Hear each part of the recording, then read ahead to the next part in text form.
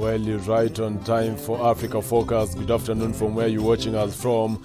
My name is Joel Church and our sign language interpreter is Tracy Dolkas. Talk to us via social media platforms Switch TV Kenya, Joel Chacha M on Twitter, as well on Facebook, Switch TV Kenya and Joel Chacha. Send in an SMS via 111 444 111. But first, here's stories making headlines.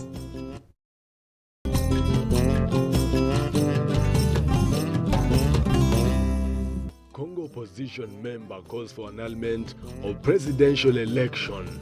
UN refugee agency sounds alarm over 670,000 displaced in Mozambique insurgency. Morocco farmers mourn loss of dead palms in border standoff.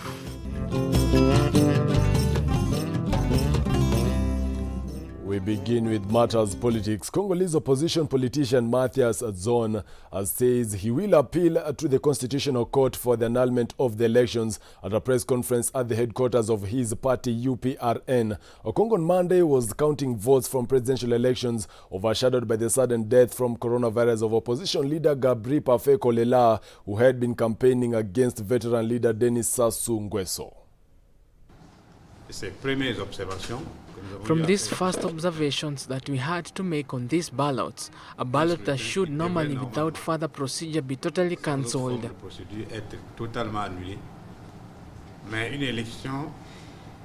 An election unfortunately marred by the death of one of our own, the candidate Guy Bryce Parfait Kolelas, who did not see the end of the first round and that the Lord called him to himself. Le pouvoir a mis en place un système frauduleux. The government has put in place an open-air fraudulent system characterized by the opening of illegal polling stations, multiple voting, unconscious buying, and the disorientation of voters. Et achat de conscience. La désorientation des électeurs. Parfait Kolela, le candidat Mathias. The candidate Mathias Zone will lodge an appeal with the Constitutional Court to have the calamities first round annulled, which does not honor our country.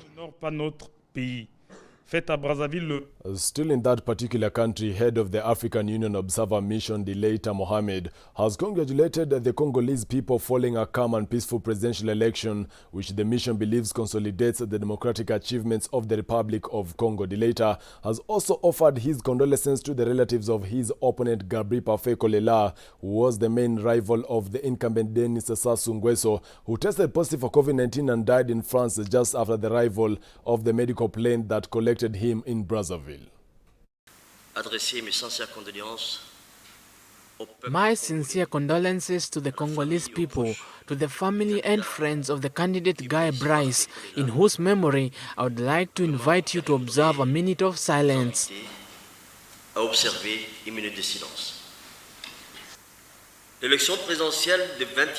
The presidential election of 21st March 2021 was held in a calm and peaceful socio-political context and on the basis of legal frameworks in line with international, continental and sub-regional electoral standards and guaranteeing the conditions for free democratic elections. The mission congratulates the Congolese people for their calm, mobilization and their commitment to democratic values. It also congratulates the government authorities, the Independent National Electoral Commission, the political actors and the defense and security forces who work to hold an inclusive and peaceful election, consolidating the democratic achievements of the Republic of Congo. The mission remains attentive to the rest of the process, in particular the centralization, compilation, proclamation of results and litigation. It urges candidates to respect the verdict of the ballot box and to use the legal channels of appeal in case of dispute. Away from that, UN refugee agency has sounded alarm over the 670,000 displaced in Mozambique insurgency. Officials from the United Nations High Commission for Refugees, that is UNHCR, have visited a camp in northern Mozambique that houses people who fled insurgent attacks, recounting stories of beheading and rape. Almost 700,000 people have fled their homes since the attacks started in 2017. The slow response to a humanitarian crisis in Mozambique's remote north risks fueling radicalization and exacerbating the insurgency gripping the region for the last 3 years. Jihadists, known locally as Al-Shabaab and affiliated to the Islamic State group, have wreaked havoc in the gas-rich but deeply impoverished Cabo Delgado province since 2017. I left because of the war that affected us. It was at night, so we fled and went into the bush. We stayed 4 days in the bush looking for a way out and running away from the conflict.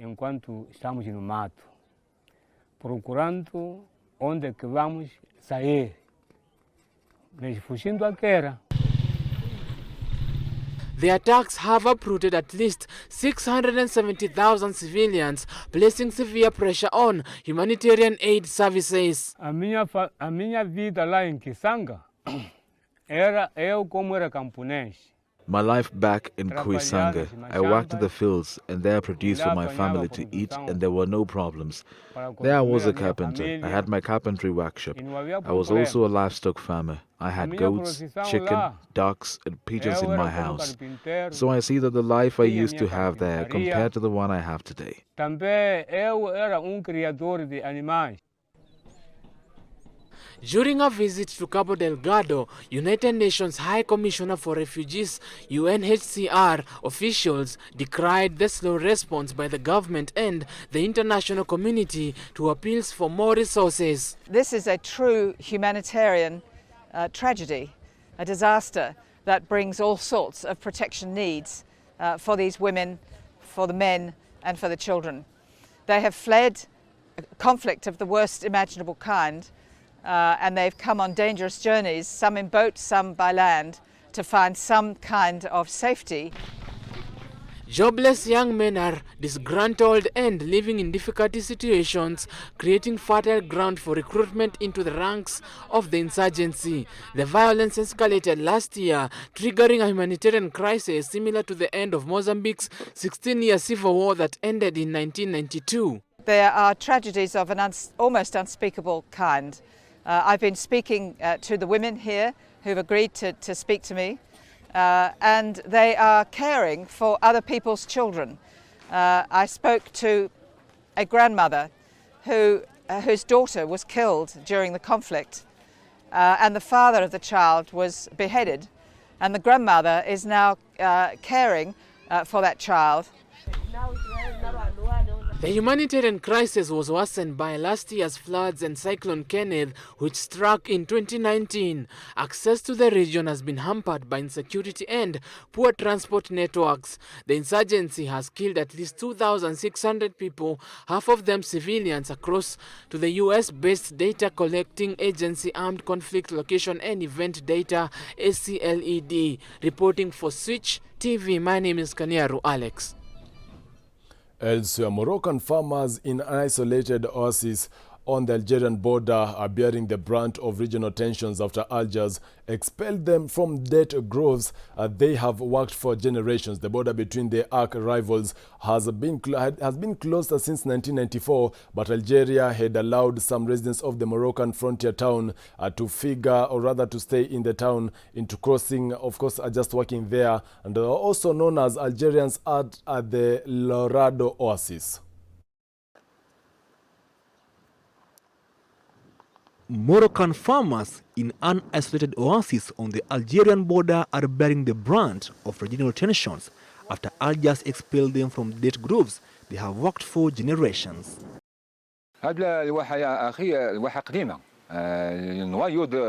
This oasis is quite old. It is the core of the city. It is more than 400 years old. It was cultivated by our ancestors who were very attached to this land, even though they didn't have the means of today's agriculture.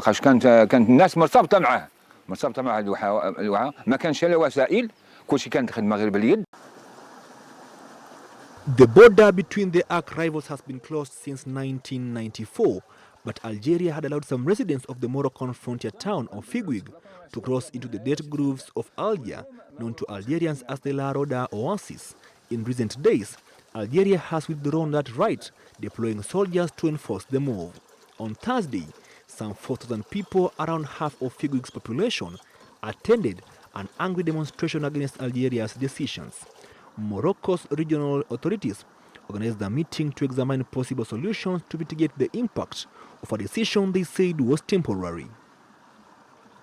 The Figuig oasis, sitting on a caravan route on the edge of the Atlas Mountains and the Sahara Desert, was settled in ancient times. Trade began to decline after the border was drawn in 1845, and diplomatic disputes between Algiers and Rabat soon turned Figuig into a dead end. Before the border was drawn, the tight-knit Berber community had moved freely in the area. Now, to reach relatives just a short distance over the sealed border, residents say they have to first take plane to Algiers. Algeria has justified the latest move by claiming farmers have failed to comply with regulations that drug trafficking gangs were operating in the area. Our culture is very devoted to agriculture. We live from agriculture and one can leave their land here. People put in large amounts of money without earning much in return. There are even some who have invested 200,000 euros here and haven't even earned back 2,000 euros. That's why for us it's not an investment we make here. This is our culture which is linked to our origins. If you do not have land here, you will feel like a stranger in Figuig.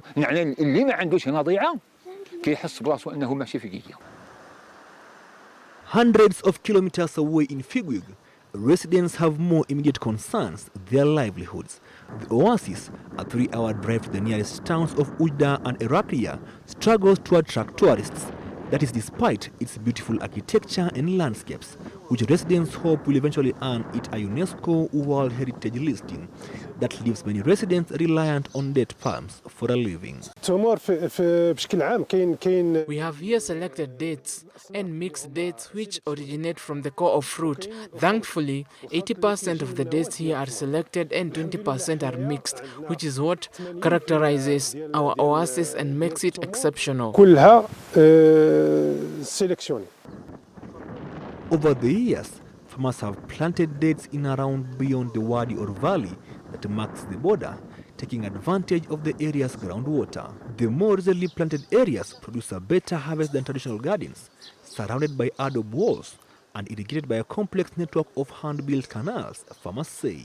The area evacuated this week covers around 1,500 hectares and includes sought-after Aziza date palms. Farmers from Figuig had already been forced to leave lands on the other side of the wadi.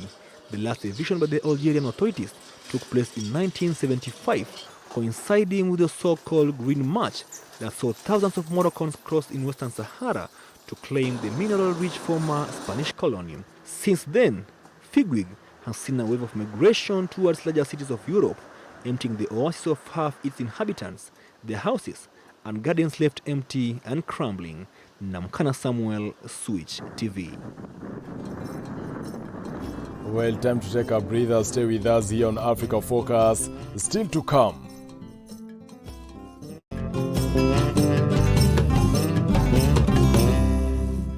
We bring you a story of a woman with 14 kids, all with different fathers, who was named some of them after prominent leaders, including President Uhuru Kenyatta.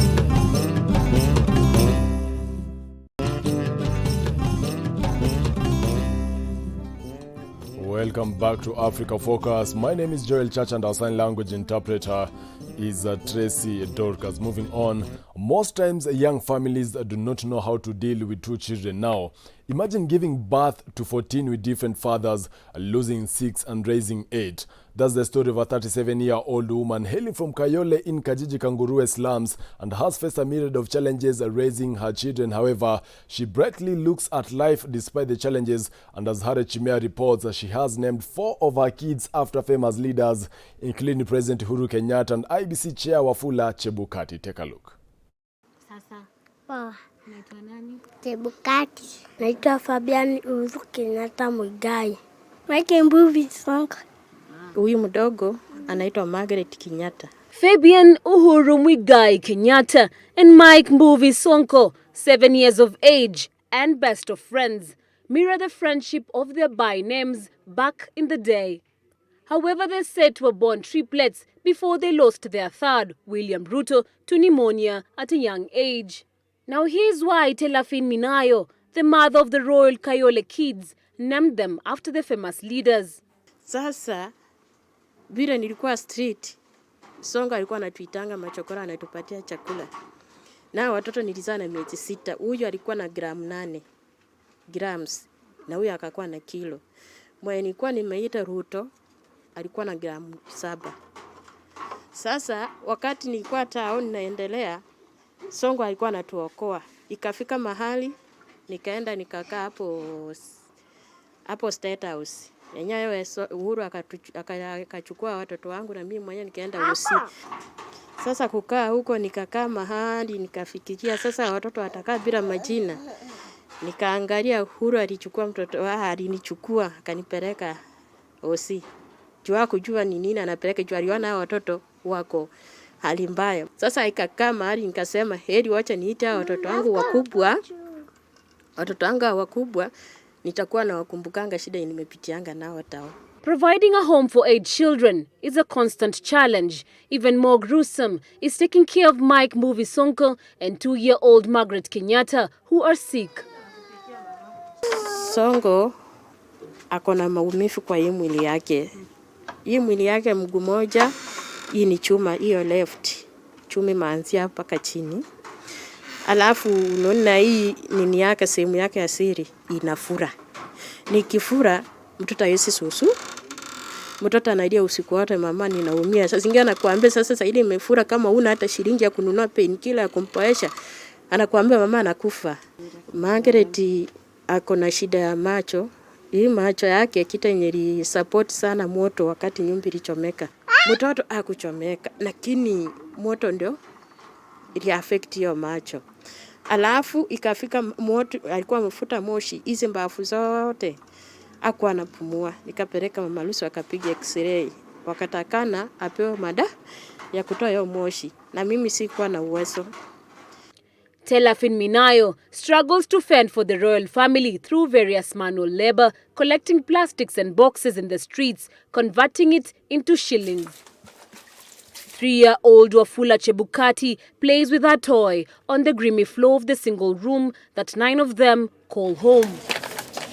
Her 2 kids, Uhuru and Sonko, proudly show off their first marked exams after just joining school this year. It is the first time for the two to join school after help from Kayole Primary School, who agreed to admit the two without fees. With one older daughter living in her rural home, Telafin is now in search of her 3 teenage boys who, according to her, are roaming the streets of Nairobi, terming their life in the streets as a better option. Sasa kuja na hapa Kajiji wakaniambia mama maisha ya Kajiji ni ngumu, si tunarudi tao. Sasa kwa harakati niko natafuta kibaro kuja jioni nikapata watoto wameenda. Mmoja anaitwa Brighton na mwingine anaitwa Samuel Ndiza na mwingine anaitwa Brighton Marenge. Sasa kila Sunday ninaendanga kuwatafuta nione mahali wako.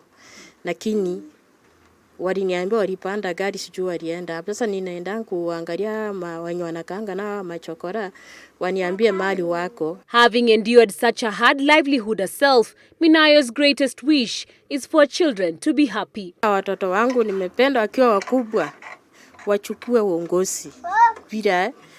Bila Uhuru hako anachukua uongozi ya Uhuru.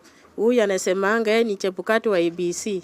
Achukue huyu Songa anasema hata naambianga watoto kwa shule yeye ndio gavana.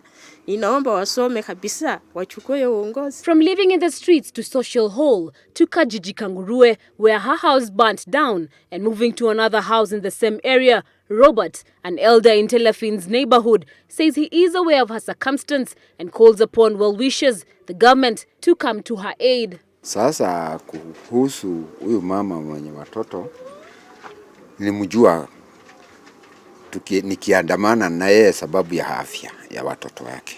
Wakati alishomekewa na nyumba, dokumenti zote za watoto zilishomeka. Kwa hivyo angesaidiwa apate hizo vitu na at least aweze kuinua watoto wake. Tunaweza furahia sana. For Telefin Minayo, her wish is that her family reunites and there is light at the end of the tunnel. Reporting for Switch TV, my name is Harriet Chimea.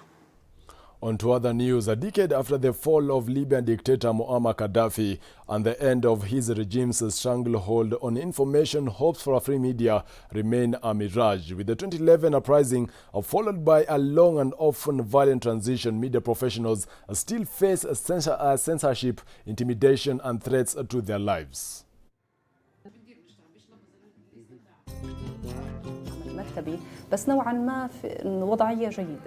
The situation is somewhat good. It's not excellent nor great, but good when you compare it with before. 10 years ago, the media in Libya was not existent and it was 100% biased, and there were only certain people who published the news.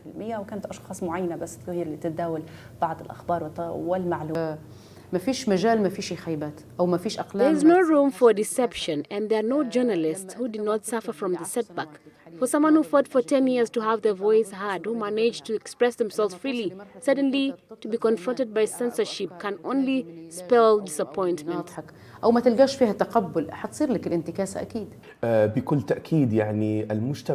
course, not just the journalists, but the entire society was disappointed, as it had aspirations with regards to human rights, freedom of expression and public freedom.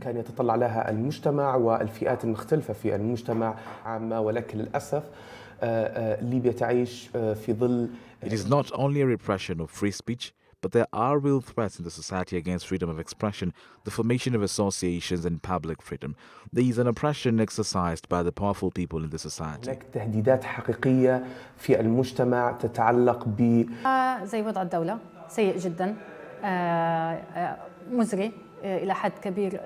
If the state of the press reflects the state of the country, catastrophic. That's due to the security and economic situation as well as the division in the country. After 10 years, we had such high hopes that the state of the press will begin to improve, but unfortunately it's going downhill.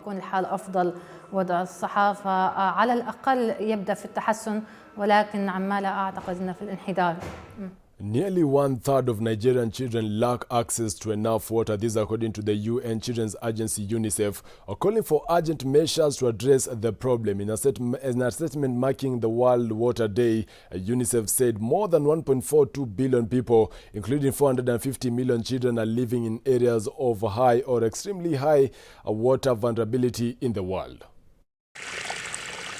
Nearly 1/3 of Nigerian children lack access to enough water, according to the UN Children's Agency UNICEF, are calling for urgent measures to address the problem.